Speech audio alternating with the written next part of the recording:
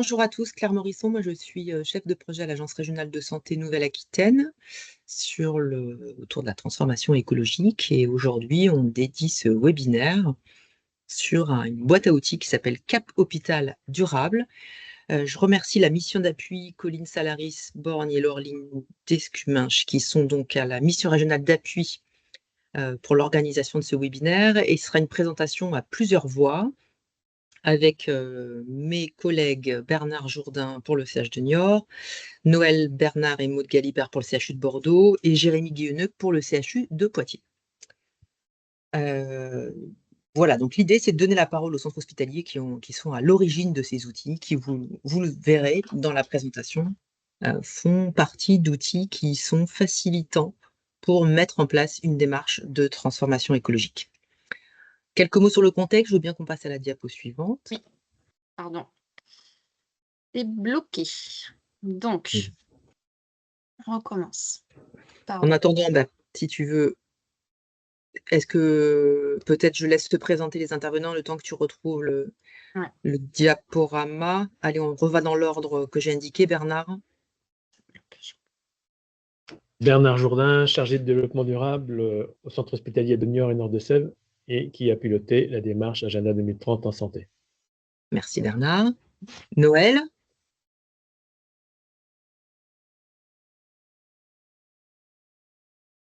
On ne t'entend pas encore.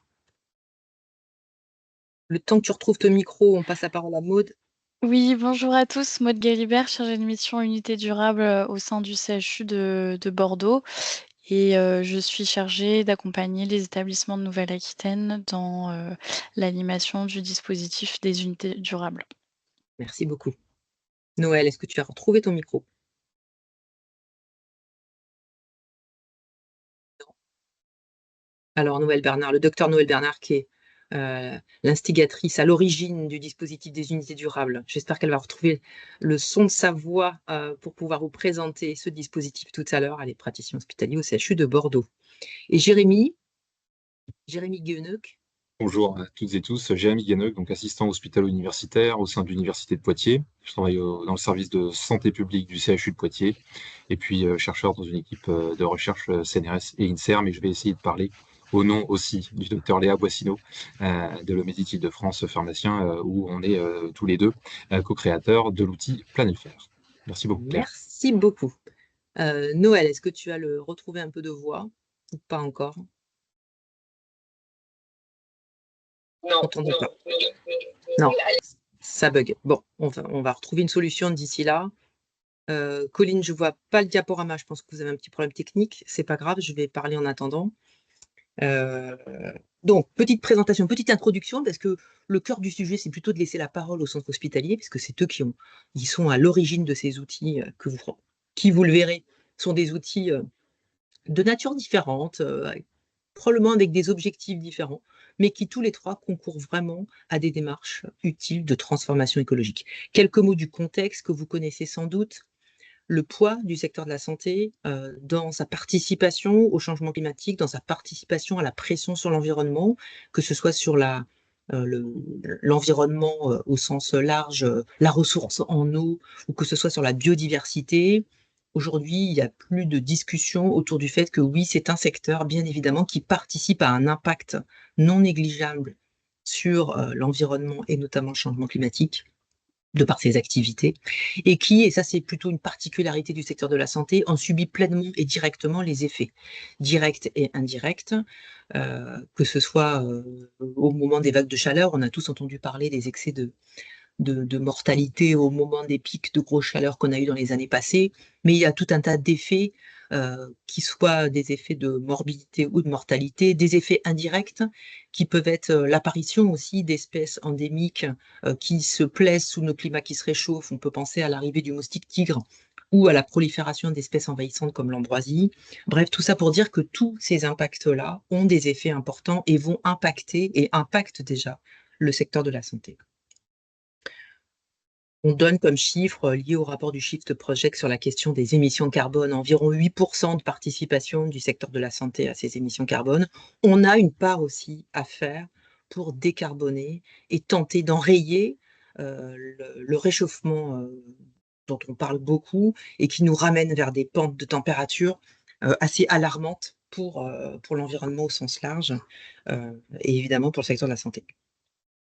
En 2022, donc il y a déjà quelques années, l'ARS et les 3 centres hospitaliers qui sont autour de la table ont déposé une demande de subvention, à l'époque dans le cadre d'un appel à défis qui était organisé autour de l'innovation responsable par la DITP, la Délégation interministérielle de la transformation publique.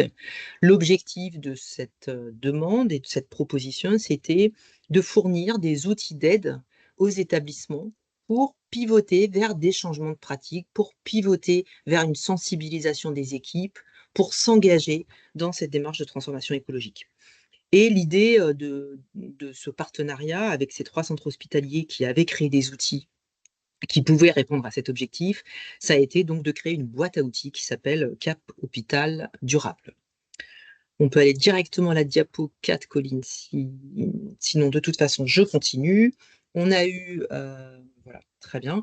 On a donc cette boîte à outils qui est composée de 3 outils complémentaires qui vont vous être présentés, le Planel Sphère, le dispositif des unités durables et l'agenda 2030, qui ont fait l'objet d'une seconde subvention, donc une aide d'un fonds qui s'appelle le fonds FTAP, le fonds de la transformation de l'action publique, qui nous a permis, dans les derniers mois passés, de travailler sur d'autres outils qui permettent de diffuser cette boîte.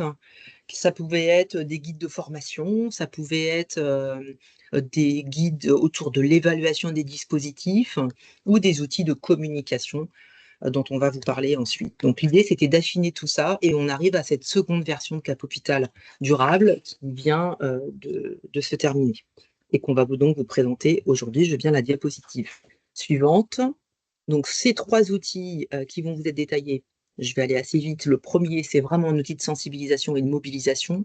Le deuxième, plutôt un outil pour passer à l'action, où vraiment on va pivoter les pratiques d'une unité de soins ou d'une unité pour être au plus près, on va dire, du terrain et pivoter sur ces pratiques. Et puis l'agenda 2030, qui est un outil plus politique, plus stratégique, qui peut s'inscrire dans un projet d'établissement.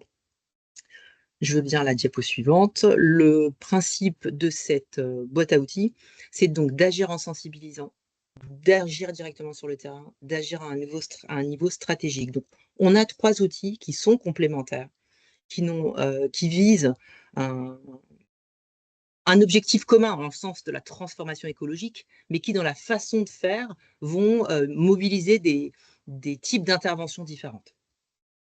Je veux bien la diapo suivante. Ça, c'est très intéressant. Dans cette boîte à outils, il y a une certaine souplesse d'utilisation. C'est pas, on est obligé de prendre ces 3 outils et il n'y a pas d'ordre d'utilisation. On peut commencer par l'agenda 2030, certains établissements ont commencé par là. On peut aussi commencer par sensibiliser des équipes avec l'atelier Planel Sphère. On peut aussi commencer par travailler sur des unités durables. Tout va dépendre du contexte dans lequel votre établissement est et dans lequel vous souhaitez progresser. Et les points de départ peuvent être différents. On peut aussi utiliser un seul outil, bien sûr. Ça répond aux enjeux écologiques, bien sûr, dont on a parlé, mais c'est aussi un outil d'aide pour répondre aux objectifs et à la demande en termes de certification HAS, puisque maintenant, on sent qu'il y a une montée en charge de ces attentes, notamment autour des éco-soins. Ça répond évidemment à des objectifs de projet d'établissement, et puis ça valorise, c'est valorisant, de montrer aussi ce que l'établissement est en capacité de faire et a fait. Et ça peut être un outil pour renforcer l'attractivité de l'établissement. Dernière diapo. Et c'est sans doute probablement la diapo la plus importante, me semble-t-il, c'est que ce sont des outils qui ont été pensés, créés, testés, évalués dans les établissements de santé. C'est né au plus près du terrain, à différents niveaux d'ailleurs. C'est souvent, ça a souvent fait intervenir des professionnels de nature différente et je pense que ça en fait tout l'intérêt aussi, avec des supports méthodologiques qui ont été adaptés et qui ont aussi fait leurs preuves. Donc je vous propose sans plus attendre qu'on présente les uns après les autres les outils et on va commencer, Jérémy, par le Planel Sphère. Merci beaucoup, Claire, pour cette introduction et puis tout le soutien, l'organisation au cours de tous ces mois autour de Cap Hôpital Durable. Alors, Planel Faire, c'est de la mise à disposition d'une formation innovante, s'appuyant sur un outil scientifique et ludique. Pour quel objectif? Eh bien, pour sensibiliser et mobiliser finalement l'ensemble des acteurs de la santé, et ici, dans le cadre de Cap Hôpital Durable, les professionnels exerçant en établissement de santé. C'est un outil qui a été, je l'ai dit en introduction, créé avec le docteur Léa Boissineau de l'Omedit Île-de-France, et une collaboration très forte entre établissements de santé, Claire vient de le préciser, établissements d'enseignement supérieur et de recherche, et puis équipe de recherche. Diapositive suivante. Alors cette formation, elle répond à 3 objectifs pédagogiques. Le premier, c'est de comprendre les enjeux du développement durable appliqués à la santé, c'est-à-dire sensibiliser les participants aux enjeux du développement durable et à l'éco-responsabilité des soins. On le verra. Le deuxième objectif, c'est celui de fédérer les parties prenantes pour dégager une vision partagée, favoriser la collaboration pour dégager une vision commune. Et puis le troisième objectif, c'est celui d'agir, de mettre en mouvement, d'impulser une dynamique pour mettre en place des actions très concrètes et initier des projets au sein des différentes structures et des territoires. Pour atteindre ces objectifs, la formation Planète Fer se base sur un contenu pédagogique, scientifique, ludique et collaboratif. Alors, les techniques pédagogiques sont modulables, elles ont été créées pour être adaptées de 5 à 35 personnes, nous le reverrons à la diapositive juste après. Et puis la formation, elle est surtout adaptée pour tous les publics, puisqu'elle se base sur la photo-expression. Alors tous les publics, ça veut dire des étudiants jusqu'aux professionnels qui travaillent dans ces établissements. Donc après plusieurs années que la formation finalement est proposée en France, et dans quelques pays à l'étranger, ce sont plus de 10 000 professionnels, étudiants en santé, qui ont été sensibilisés. Alors, comment ça se passe en pratique? En pratique, pour une session de sensibilisation, on l'a dit, il faut 5 à 35 participants. Il est nécessaire de pouvoir avoir un animateur, une animatrice qui soit formée, habilité à pouvoir animer cette session. Et la formation a été conçue pour 2 heures. Alors 2 à 3 heures, en fonction des disponibilités des établissements, mais elle a été conçue pour une durée à partir de 2 heures. Elle repose sur 7 modules thématiques. Le premier module thématique, c'est celui du changement climatique. Ensuite, on a un module sur l'hôpital, c'est-à-dire toute structure, établissement de santé, toute structure de soins. Ensuite, on va aller sur un niveau un peu plus micro, où on va aller à l'échelle d'un service et on va prendre l'exemple du bloc opératoire. Ensuite, on ira à la maternité, où on parlera de santé environnementale, puisqu'il est important aussi de voir ces enjeux-là imbriqués. Le changement climatique n'est pas dissocié des autres enjeux de santé environnementale par ailleurs. Un module sur le patient et la ville, pour ne pas être hospitalo-centré bien sûr, et puis un module sur l'eau et le cycle de l'eau, que deviennent certains produits utilisés dans les établissements et dans les différentes structures au fil et au cycle de l'eau, et puis un module sur ce qu'on appelle la gouvernance, mais où on va évoquer les grands enjeux en lien avec le développement durable et un peu les grandes définitions en lien avec le développement durable. Planète Fer se compose de 3 temps forts. Le premier, c'est une phase qu'on appelle une phase de briefing, lors de laquelle il y a une présentation des objectifs pédagogiques de la séance, et puis d'expliquer le déroulé. C'est-à-dire que c'est une formation qui est très collaborative, sur laquelle on se base, grâce à la photo-expression, on se base sur les connaissances des participants, sur leur expérience, sur leur représentation, et c'est véritablement les participants qui vont amener la connaissance et leur expérience à travers cette formation. Ensuite, il y a la phase de jeu collaborative qui peut être commune ou en sous-groupe, lorsque les groupes sont un peu conséquents, jusqu'à 35 participants, nous l'avons dit. Et puis enfin, une phase de débriefing, phase importante, durant laquelle les participants auront l'occasion de pouvoir faire connaître les actions qui sont déjà menées au sein de leurs différents services, qui sont menées au sein de leur structure, qu'ils souhaiteraient voir menées au sein de leur structure à l'avenir, ou qui savent qui sont faites par ailleurs dans d'autres structures, mais qu'ils souhaiteraient voir implémentées dans leur établissement. Donc vraiment une phase dédiée à l'action qui est très importante. Et puis enfin, pour terminer, une phase sur les émotions et le retour d'expérience de cette formation. Diapositive suivante. Donc, au cours de cette formation, c'est bien les participants qui, en équipe, vont co-construire une vision commune sur les enjeux du développement durable, du changement climatique, de la santé environnementale, et finalement dégager une vision globale avec, on n'en a pas encore parlé, mais la notion d'une seule santé, One Health. Et donc, concernant le changement climatique, les participants peuvent se saisir aussi de cet outil, non seulement, bien sûr, pour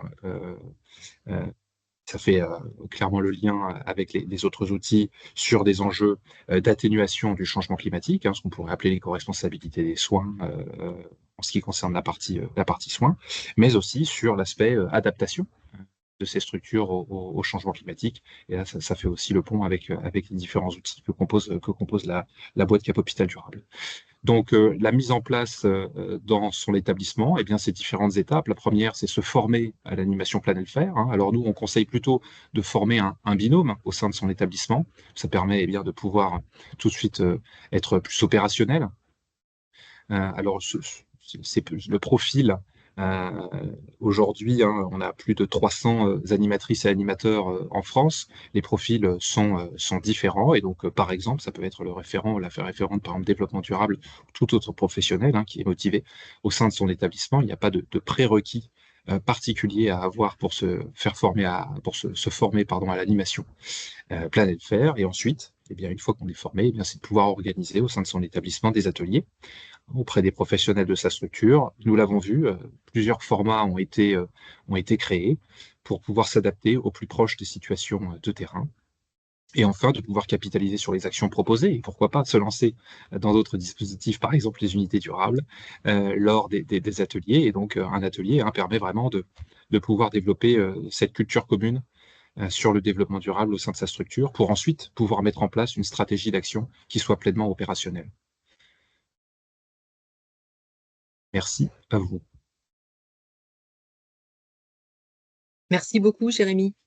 Ce que je vous propose, c'est qu'on enchaîne la présentation des 3 outils et puis qu'après, comme ça, on dédie bien sûr un temps de questions-réponses que vous pourrez poser au centre hospitalier. Une dizaine de minutes, c'est parti sur les unités durables.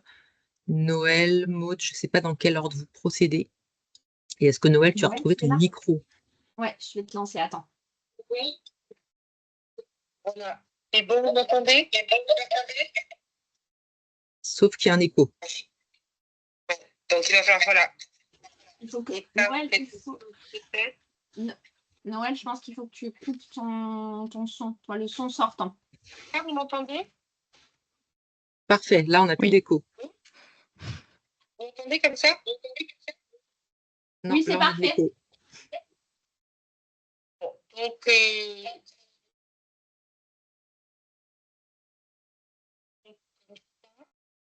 ok, vous pouvez me faire un petit signe de la main peut-être. Je suis désolée, j'ai vraiment un problème technique. Donc, je vais quand même essayer de vous partager donc, le dispositif des unités durables. Donc, peut-être la suivante, s'il te plaît. Voilà.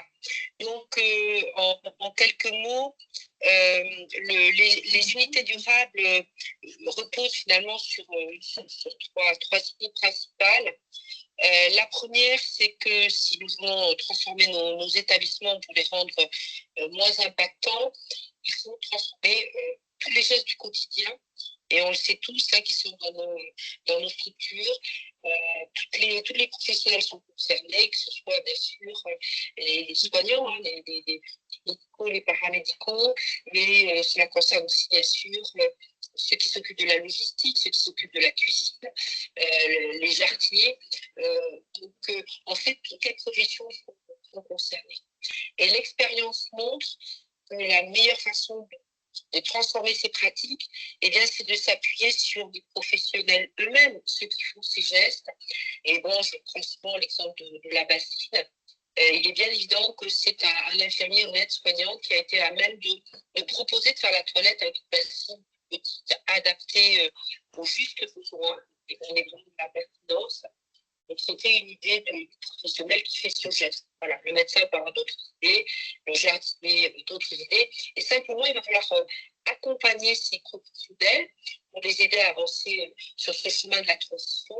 Et puis, la troisième idée, c'est de leur apporter les outils. Probablement un des enjeux majeurs de cette histoire, c'est de décloisonner.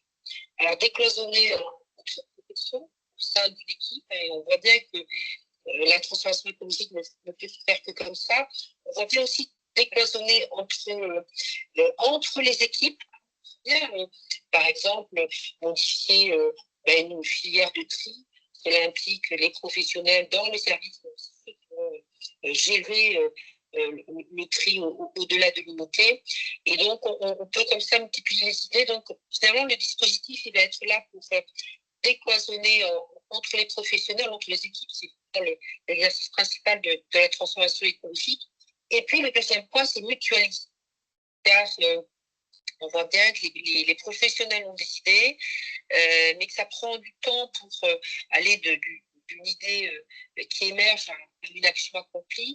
Et en fait, la mise en commun des expériences va être ici essentielle pour aller plus vite, tout simplement. Et ce qu'on voit bien dans les unités durables, c'est que les idées peuvent être partagées et qu'elles peuvent être bien sûr ensuite modifiées, adaptées à chaque équipe, à chaque besoin. Et on sait que ainsi on pourra aller plus vite. Donc vraiment, ces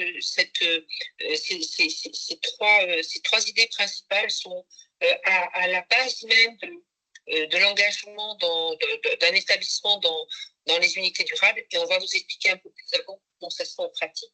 Je laisse là la parole à Maud. La suivante, s'il vous plaît. Merci. Merci Noël. Alors, dans les slides suivantes, je vais vous présenter les outils qui sont mis à disposition dans le cadre du dispositif des unités durables. On peut passer à la suivante. La slide suivante, s'il vous plaît. Merci. Alors, donc des outils pour les référents unités durables. Alors, dans un premier temps, on a mis à disposition le guide des unités durables qui est accessible sur notre site internet et que vous pouvez télécharger. C'est un guide qui se compose de 50 fiches actions classées par thématique qu'on va vous détailler juste après. Ce sont des fiches guides inspirantes qui ont pour objectif d'aider les unités à mettre en place des actions, de prendre exemple d'actions que d'autres unités auraient pu mettre en place. Et c'est important de dire aussi que ce guide est une V1 et en fait, on essaie de motiver les unités à créer de nouvelles fiches actions pour pouvoir alimenter le guide et le compléter voilà, tout au long de la démarche des unités durables. On a également mis à disposition une boîte à outils qui contient plus de 50 outils pour intégrer la démarche et entrer en action.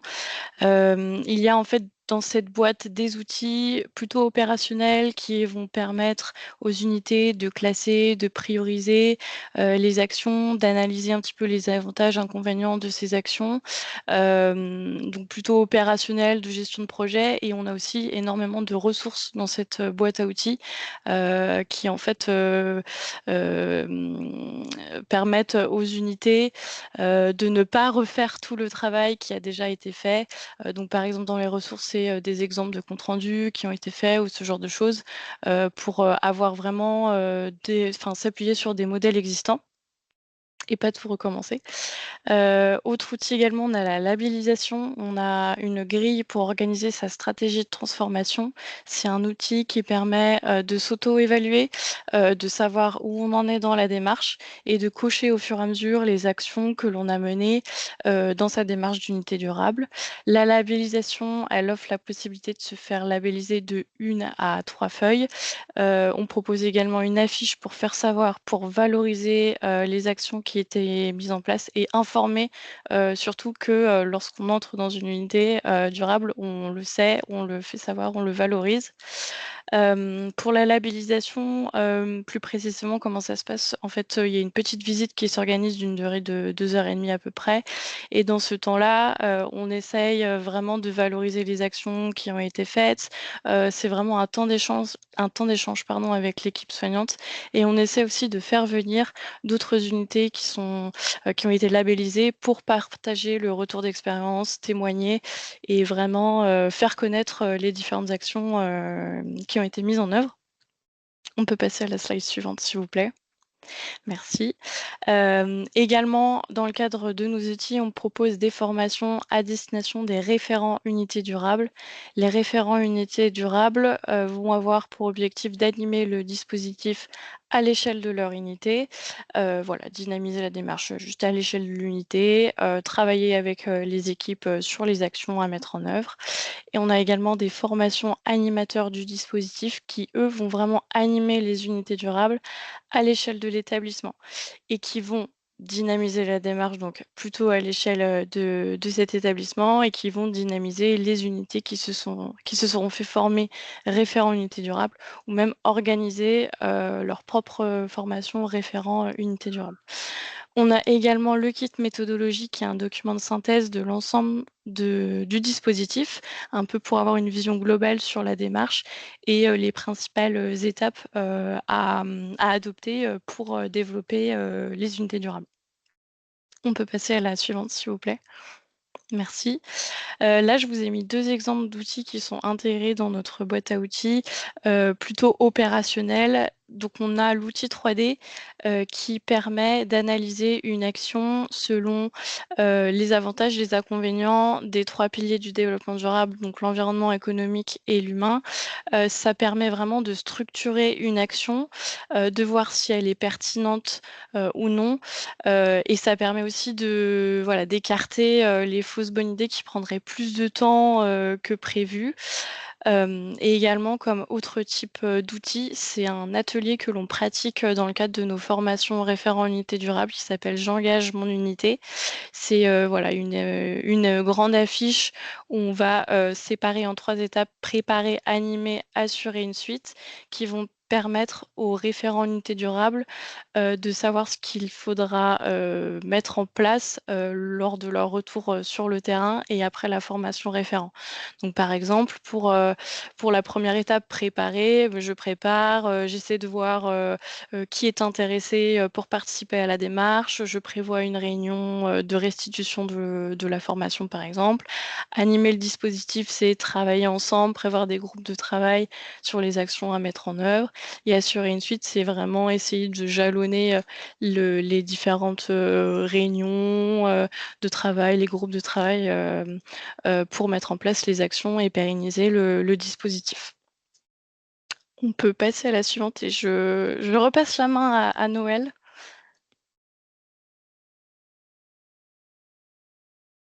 Ah, on t'entend pas. D'équipe.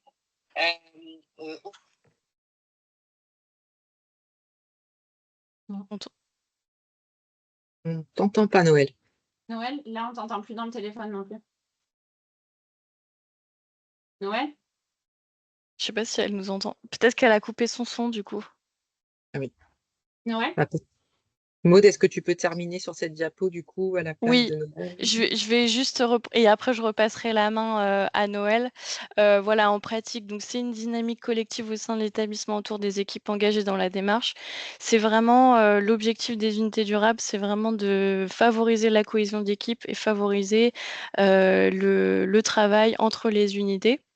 Dans les différentes thématiques que l'on explore à travers notre guide, donc on a la gouvernance, la mobilisation, voilà, tout ce qui est animation, du dispositif au sein de l'unité, soins durables, éco-soins, la santé, environnement, l'économie circulaire, la gestion des déchets, consommation d'eau et d'énergie, la sobriété numérique, la mobilité, la promotion de la santé et le bien-être. On peut passer à la suivante et je pense que alors, est-ce que Noël,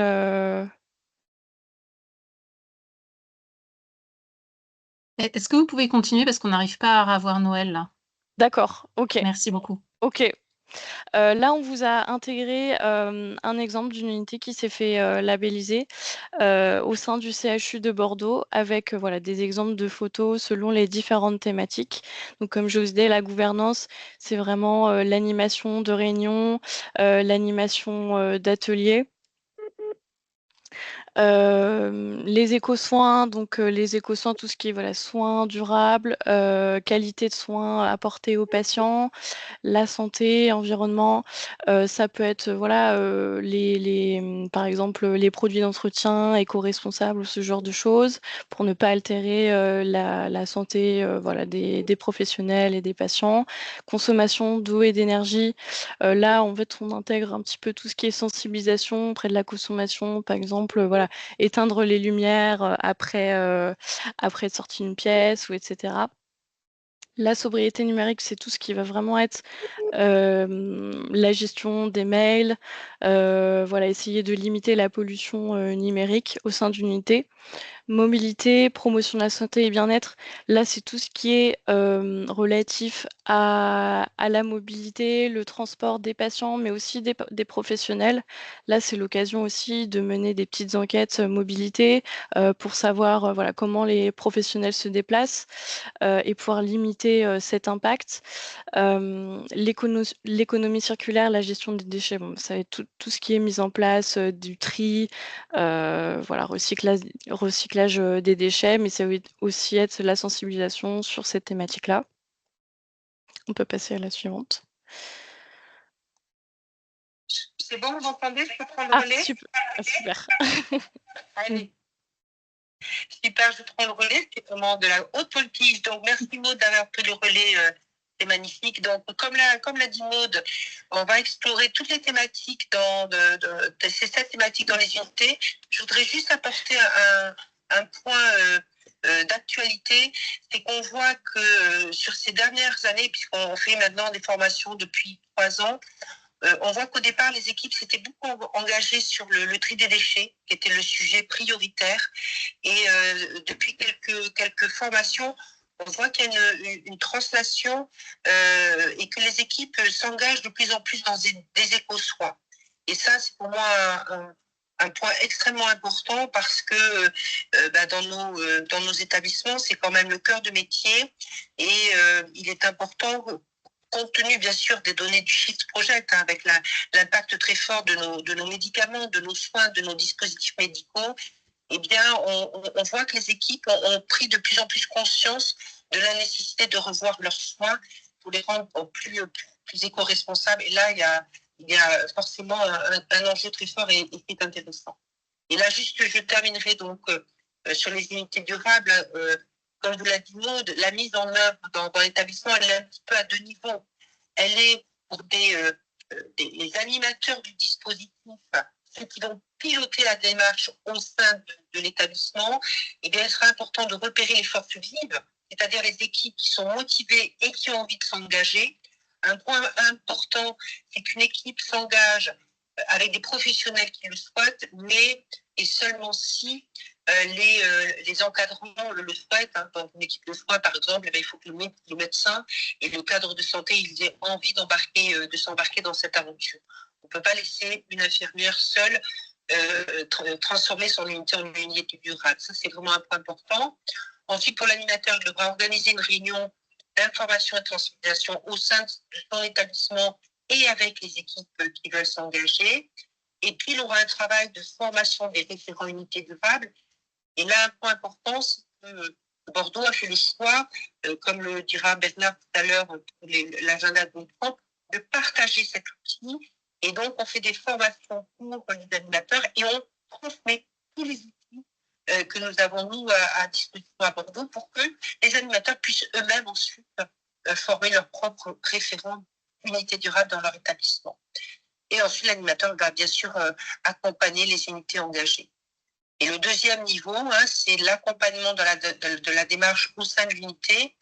Et là, le chantier, c'est de permettre aux équipes d'avancer d'idées qui émergent à des actions qui vont être réalisées et même évaluées. On insiste de plus en plus sur la nécessité d'évaluer les impacts des actions.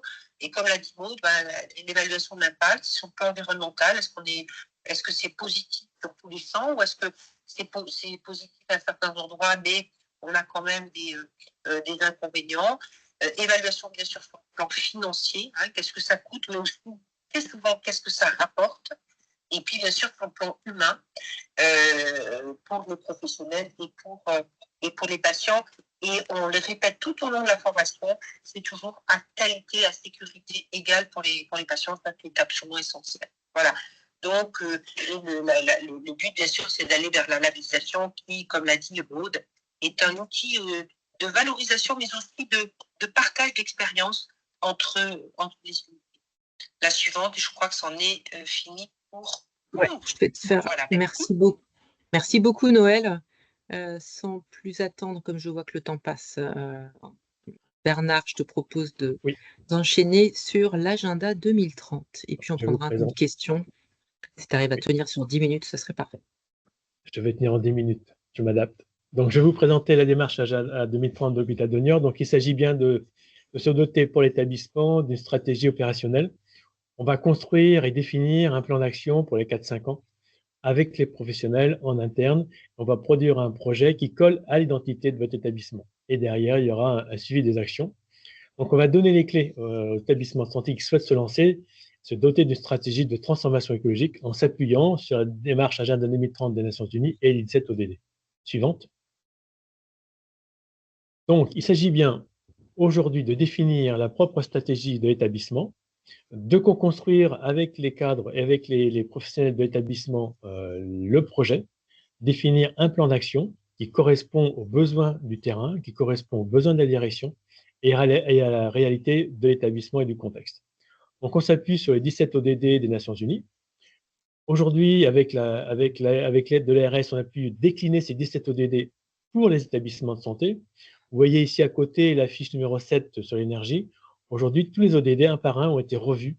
Et aujourd'hui, vous avez l'explication pour l'établissement de santé et établissements médico-sociaux.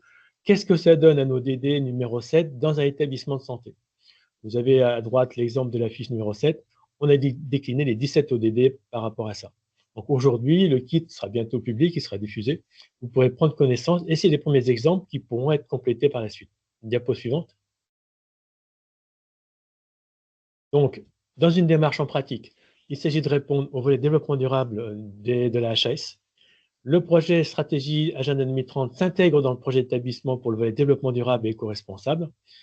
Avec cet outil, vous répondez favorablement à ces deux demandes. L'agenda 2030, par définition, c'est vraiment une initiative portée par la direction. Et nous, on se sert du planesphère qu'a créé Léa Jérémy pour acculturer nos directeurs à la thématique. C'est avec cet outil qu'on les embarque. Et derrière, on construit la stratégie avec les mobilisations et la participation des équipes, des professionnels. Derrière, il y a une vraie dynamique collective qui s'installe dans la durée. C'est vraiment là l'enjeu. Ce n'est pas qu'un one-shot de temps en temps, c'est vraiment d'inscrire un projet dans la durée. Et cette stratégie, elle s'inscrit et elle se développe dans les 4-5 ans. Suivante. Quand on veut mettre en place un agenda 2030 en santé, on va identifier un ou deux porteurs pour la démarche en interne qui vont venir à Niort se former à l'agenda 2030. Et si des fois, il y a une demande de formation pour le faire en Bretagne, où il y a 10 ou 15 établissements, on se déplacera pour faire la formation à l'extérieur.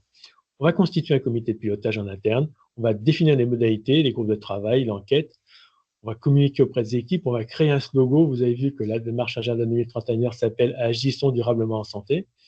On va suivre toutes les étapes du projet. Tout est défini dans un kit qui est présent aujourd'hui. Et derrière, il y a des indicateurs et un plan d'action sur 5 ans. On va valoriser l'engagement d'établissement, autant en interne qu'en externe. Si demain, vous souhaitez être formé et connaître la démarche Agenda 2030, on passe à la suivante. Si demain, vous souhaitez être formé, aujourd'hui, il y a une journée de formation qui est à l'hôpital de Niort, mais on peut le faire aussi à l'extérieur. On va le faire la semaine prochaine à Bordeaux pour plusieurs établissements. Il y a une formation méthodologique qui a été créée en présentiel pour 1 ou 2 personnes par établissement. Le guide méthodologique complet comprend le guide méthodologique avec l'ensemble des éléments pour faire la démarche. Vous avez tous les arguments, tous les supports d'animation, tout le plan de communication, et vous aurez en complément les fiches actions et les fiches ODD qui sont vraiment là pour vous aider. En plus de ça, on a créé un outil en ligne pour suivre votre plan d'action, ce qui fait que vous avez l'ensemble des éléments, le kit, la formation et l'outil en ligne pour faire chez vous votre agenda 2030 et le suivre pendant 4-5 ans. À la suite. Et bien voilà, j'ai fini dans les 10 minutes, Claire. Merci beaucoup Bernard, merci à tous les intervenants d'avoir présenté vos outils. C'est très court, on avait envie que ça dure plus longtemps parce que je vous assure que pour les connaître un peu plus, ces outils mériteraient qu'on y passe plus de temps et on fera peut-être aussi à l'avenir de faire un webinaire thématique en zoomant un peu sur les outils pour que vous puissiez en savoir un peu plus. Alors, du coup, pour les questions, il y a un écho. Du coup, Colline, est-ce qu'on peut prendre des questions en direct ou est-ce que ça passe forcément par la conversation? Je pense Moyennant le fait de lever la main, ce qui nous permettrait de vous donner la parole. Il y avait déjà une question dans le chat. Oui, alors une question qui est posée sur la formation. Donc, Maud vient de répondre pour la formation du CHU, dispositif des unités de Bordeaux, des unités durables. Et je pense que Bernard l'a dit en direct, la formation pour Niort, à Niort pour l'agenda 2030. De tels outils seraient intéressants aussi pour les professionnels de santé de ville. C'est sûr. Alors peut-être, Jérémy, tu peux raconter aussi ce qui se trame ou ce qui se dessine sur le plan Healthsphere pour quelque part l'adapter un peu au secteur et médico-social et soins de ville. Tu peux peut-être dire 2 mots là-dessus et puis du coup aussi sur la formation et où est-ce qu'elle se passe. Oui, tout à fait. Eh bien, écoutez, merci beaucoup pour la question. Donc aujourd'hui, les participants et les animateurs sont issus des secteurs sanitaires et médico-sociaux dans leur ensemble, et aussi de structures d'enseignement pour la formation initiale des étudiants en santé. Plan Healthsphere donc est adapté aujourd'hui à tous les acteurs en santé. En revanche, comme l'a dit Claire, on a dans la perspective de continuer cette adaptation pour être complètement raccord avec les enjeux des différents secteurs, surtout lorsque on connaît la diversité du secteur médico-social ou du secteur social. Et donc, c'est de continuer ces adaptations. Donc, ça, c'est dans les perspectives, j'allais dire, prochaines, de pouvoir faire une adaptation sur le médico-social. Et votre question porte sur les soins de ville. Et donc, c'est aussi de pouvoir proposer une adaptation, ou en tout cas de continuer et de proposer une adaptation pleinement satisfaisante pour les soins de ville, les soins primaires, avec aussi ces grands enjeux de réseau, de CPTS, enfin tous les enjeux de territoire. Donc ça, c'est dans les cartons et qui vont être ouverts très prochainement. Donc, restez à l'écoute. Et puis, concernant la formation de formateurs, de formatrices, eh bien, elle se passe aujourd'hui, elles sont ouvertes à tous. Elle se passe à 2 endroits, au CHU de Poitiers et à Paris, à la PHP. C'est dans le cadre de la formation continue, dans le développement, en tout cas professionnel, continu. C'est une formation qui est certifiée Calliope, donc vous passez par les canaux habituels de formation professionnelle. Et puis on a en perspective, on dépasse un tout petit peu là le cadre de Cap Hôpital Durable, mais c'est pour donner, s'il jamais il y avait d'autres questions, mais dans les perspectives aussi, un nouveau centre de formation qui sera l'Université de Poitiers probablement, pour aussi le public enseignant, pour le côté universitaire et la formation initiale. Voilà. Oui. Claire, Vas-y Bernard. il y a Noël Merci, qui va Jean. intervenir, bougez pas. Vas-y Noël. Oui. Oui, je propose donc, merci beaucoup. Sur les formations, donc pour répondre à Hélène, en fait, nous offrons 2 types de formations au CHU de Bordeaux. Comme vous l'a précisé Maud dans le chat, il y a une formation pour les animateurs, donc on peut tout à fait accueillir 2 animateurs d'un établissement. Le mieux, c'est vraiment qu'il y ait un binôme. Ça peut être, par exemple, le chargé de mission plus un médecin ou 2 personnes extrêmement actives du comité de pilotage d'une structure. Alors après, on pourra bien sûr parler, je vois que vous parlez de professionnels de la ville, mais on peut tout à fait y réfléchir. On n'a pas fait pour l'instant, mais on peut très bien y réfléchir. Donc, formation d'animateurs qui viennent sur une journée. On avait une formation hier et on a formé des binômes d'animateurs de Nantes, même de Belgique ou d'établissements du sud-ouest de la France. Et puis, on a un autre type de formation de référent unité durable. Donc là, on est plutôt sur les acteurs dans les équipes. Alors, pareil, c'est souvent un binôme d'équipe. Ça peut être un médecin, une infirmière, ou une infirmière, un cadre, ou ça peut être un trinôme. et on rassemble comme ça des binômes, des trinômes de, allez, on va dire entre 8 et 10 équipes. Et finalement, souvent, maintenant, on fait un mix où on mélange des équipes, 4-5 équipes du CHU de Bordeaux et 3-4 équipes extérieures au CHU. Et c'est bien sûr extrêmement intéressant parce que on a ce partage d'expériences entre différents établissements, différentes structures. Donc là, vous voyez, il y a 2 niveaux de formation et on peut tout à fait vous accueillir. Alors après, pour des professionnels libéraux, il faut qu'on y réfléchisse. C'est vrai que pour l'instant, on n'était pas dans ce schéma-là, mais je crois qu'on peut peut-être adapter les. Voilà, tout est tout à réfléchir et en tout cas, vous pouvez nous appeler directement et on répondra bien volontiers à vos besoins et à votre demande. Voilà, merci. Et puis peut-être, pardonnez-moi, je vois une question sur est-ce qu'il y a plusieurs sessions de formation. Pour planer le faire, je vous invite à aller sur le site internet Cap Hôpital Durable. Vous avez une page qui est dédiée à chacun des outils. Si vous allez sur celui de planer le faire, vous avez en bas de la page en savoir plus. Et là, vous allez être redirigé vers une autre page dans laquelle vous aurez un onglet inscrivez-vous aux ateliers et devenez animateur. Et là, vous avez toutes les informations, que ce soit sur les sessions à Poitiers ou à Paris, sachant que les 2 formats sont un peu différents. À Poitiers, c'est une journée en présentiel, une journée entière, pour être formé à devenir animateur. Et puis à Paris, c'est en 2 demi-journées. Donc voilà, vous choisissez les dates qui vous vont bien. Et donc il y a effectivement plusieurs sessions par an, puisque à Poitiers, on en fait une tous les 2 mois. Voilà, désolé de ce rajout, mais comme j'ai vu la question, j'en profite. Merci beaucoup, Jérémy. Donc effectivement, peut-être, Colline, on peut réafficher l'adresse du site de Cap Hôpital, qui peut être une occasion aussi pour vous, si vous avez des autres questions, n'hésitez pas aussi à passer par ce site pour les poser, si on n'a pas le temps d'y répondre actuellement. Est-ce que vous voulez compléter, Bernard, sur la formation? J'ai indiqué dans la boîte, dans le chat, là, Ah oui. j'ai indiqué l'adresse pour l'agenda 2030, donc c'est développement durable, chnior.fr, on vous répondra. Ah oui, puis je vois que vous avez mis le site, ouais, parfait. N'hésitez pas à poser vos questions, à aller sur le site, comme le disait Jérémy, hein, le site a été créé, il est en ligne, c'est la mission d'appui qui pilote et qui répond, suivant les adresses, donc n'hésitez pas à nous contacter, hein, à poser des questions, même par la suite. Donc voilà. Aujourd'hui, est-ce qu'il y a des questions, Laura? Est-ce qu'il y a des gens qui ont envie de poser une question, qui ont envie de lever la main? C'est le moment, allez-y. Hein. Est-ce que vous avez une question par rapport à ce qui a été présenté? Est-ce que ça vous interroge? Est-ce que ça répond à vos demandes? Est-ce que ça répond à vos questions en termes d'organisation?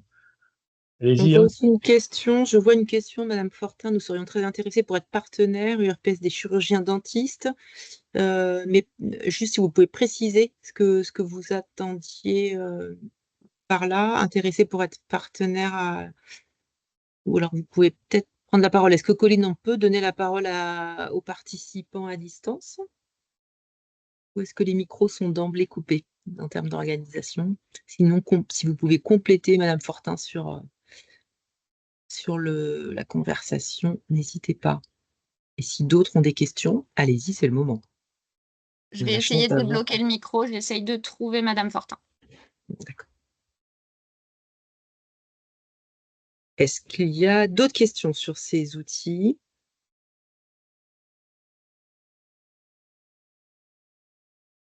Alors, est-ce que la boîte à outils est disponible sur les sites ou faut-il effectuer les formations?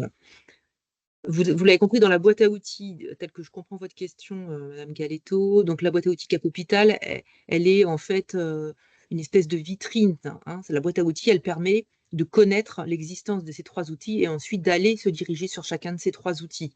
Selon vos besoins, vos attentes, vous pouvez bien sûr aller vous former sur chacun des 3 outils ou de façon privilégiée sur l'un des 3 outils ou 2 ou 3 outils. Donc effectivement, le plus simple, c'est de contacter, si vous avez déjà une idée, de rebondir directement sur les sites des protagonistes de ces outils, donc sur le CH de Niort, de Bordeaux et de Poitiers, comme ils l'ont expliqué en termes de formation. Pour connaître un peu plus, vous n'êtes pas obligé dans un premier temps de vous former. Mais par contre, si vous voulez monter en compétences, oui, bien sûr, l'idée, c'est d'aller acquérir ces compétences en suivant les modules de formation qui ont été pensés pour vous accompagner à prendre en main ces outils, que ce soit les UD, le PHF ou l'agenda 2030. Pour répondre, effectivement, Ouais. je crois que pour compléter, mais Pour utiliser les outils, il faut être formé. Ça, c'est obligatoire. On ne peut pas donner la boîte à outils on ne peut pas donner nos outils sans être formé. Il faut comprendre que chaque établissement, là, Jérémy, Noël et moi, on forme à nos outils. Une fois que vous êtes formé, vous partez avec le kit complet. Il y a une question, Dominique Lico, sur comment est-ce qu'on peut conjuguer le label THQSE de la maternité et les outils de Cap Hôpital Durable.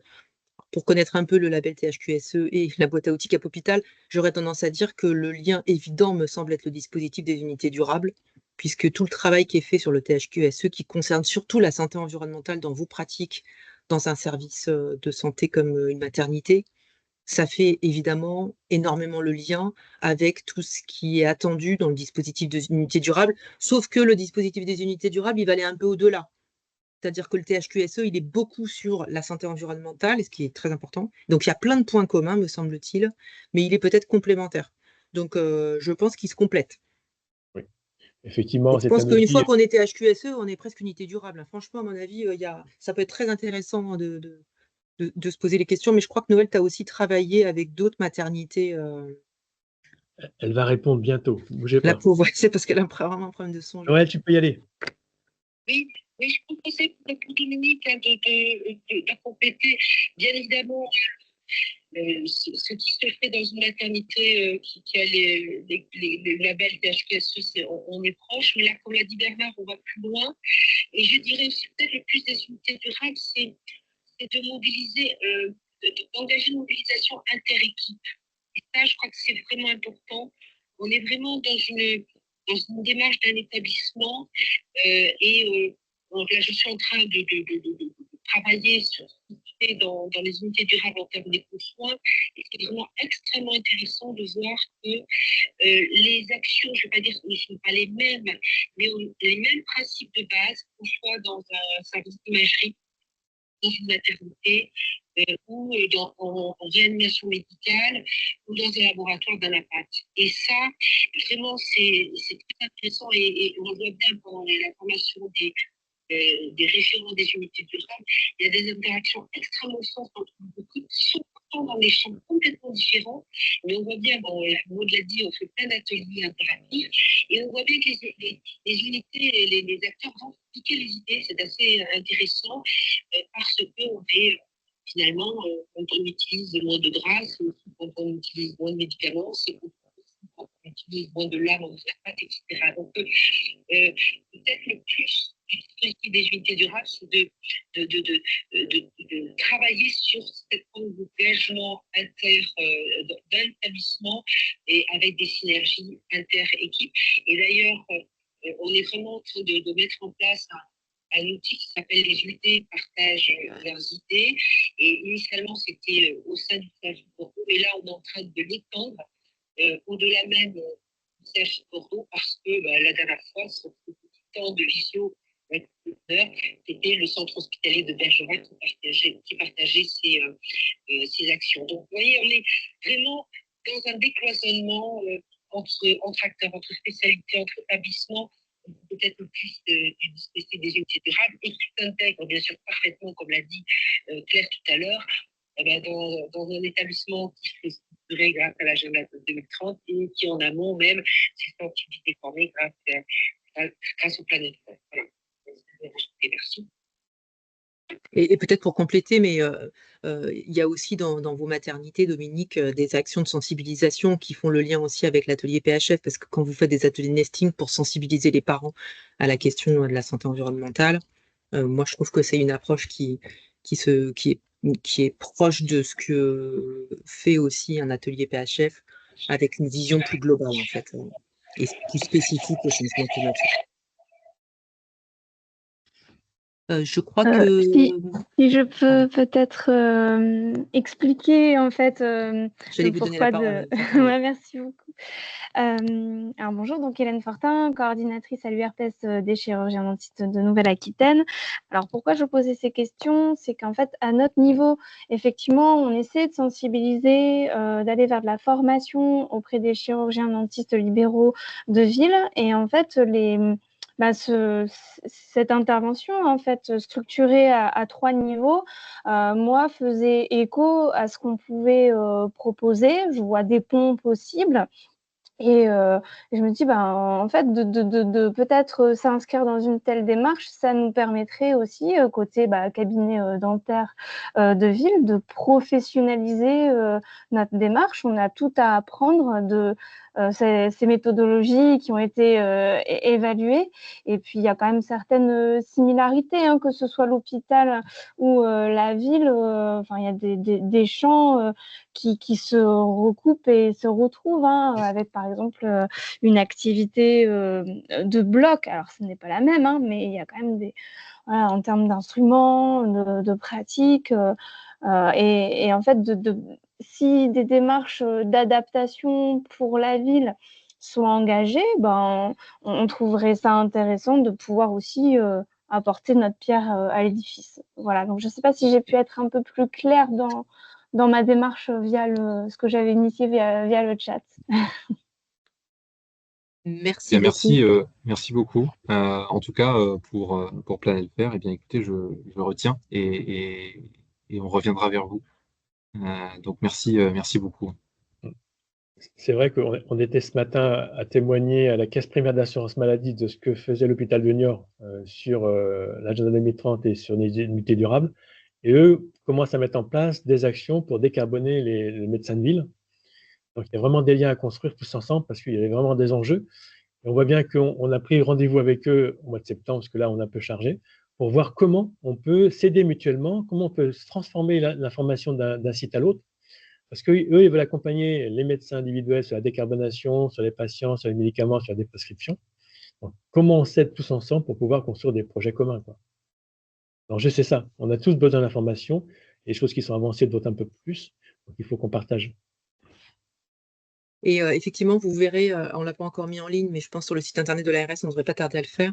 Il y a eu une journée qui a été organisée le 12 juin là, sur la transformation écologique, avec le témoignage justement d'un travail de l'Université de Bordeaux et d'un médecin libéral sur les bilans carbone des cabinets libéraux, qui pourraient être tout à fait intéressants pour un cabinet aussi de chirurgien dentiste. Donc je pense que vous avez raison, il y a des choses qui peuvent être transposées ou adaptées ou à adapter, mais qui peuvent vous servir d'exemple pour vous engager un peu plus sur cette voie-là, bien sûr. N'hésitez pas aussi parce qu'on arrive bientôt au terme de ce webinaire, n'hésitez pas à mobiliser, donc soit via le site de Cap Hôpital, soit directement les intervenants qui étaient autour de la table aujourd'hui, soit la mission régionale d'appui pour poser vos questions, qui de toute façon, ils vont les relayer aussi, et ça nous permet d'essayer de voir ce qui manque, ce qu'il faudrait qu'on déploie et les nouveaux partenariats à engager. Voilà, je pense qu'il y a la mission d'appui avec la DCNA. C'est aujourd'hui le lieu de rencontre de tout le monde, de partage d'informations. Donc, allez sur le site de Cap Hôpital, donc cap-hôpitaldurable.fr. C'est le site. Je dis oralement pour que ça passe dans l'enregistrement. Donc voilà. Donc, n'hésitez pas à aller sur la mission d'appui. Il y a Colline et Léa qui sont là et le site Cap Hôpital. Merci beaucoup. Il nous reste peut-être de quoi prendre une dernière petite question avant d'arriver au terme de ce webinaire. Je n'en vois pas pour l'instant. Je vous propose de laisser le mot de la fin à mes petits camarades des centres hospitaliers. On va commencer par Jérémy et du coup, petite conclusion.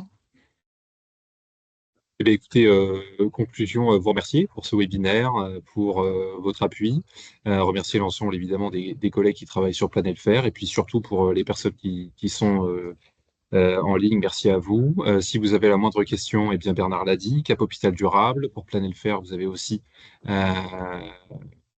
le site de l'Ovedit Île-de-France où vous avez des infos. Et donc, n'hésitez pas à nous contacter. Ces 3 outils sont complémentaires. Ils sont pour les établissements de santé. Et puis, on voit que certains on voit bien les ponts qui ont été tendus avec l'URPS, tous nos collègues des différents secteurs médico-sociaux et de la ville. Et donc, c'est un enjeu de tous. Et donc, on est à votre disposition pour répondre et on essaiera de répondre à vos attentes dans les mois et les années qui viennent. Merci à vous. Un grand merci, Jérémy, pour tout ce beau travail. Alors, je ne sais pas si Non. Noël a trouvé. Noël, oui. Vas-y, Oui, Noël. j'essaie de prendre la parole. Comme c'est tellement commode comme ça, j'y vais sans compter. Merci à vous tous. Et moi, ce que je voudrais dire, c'est quand j'entends effectivement Hélène, je me dis que ça peut être intéressant que vous sachiez que demain, on fait l'Assemblée générale de la DSNA et on sait qu'on va qu'on va ouvrir notre association au champ de la ville. Donc, peut-être, vous pourriez vous joindre à notre Assemblée générale demain, parce qu'on doit effectivement, là, on a été centré et on est encore très centré sur les établissements de santé.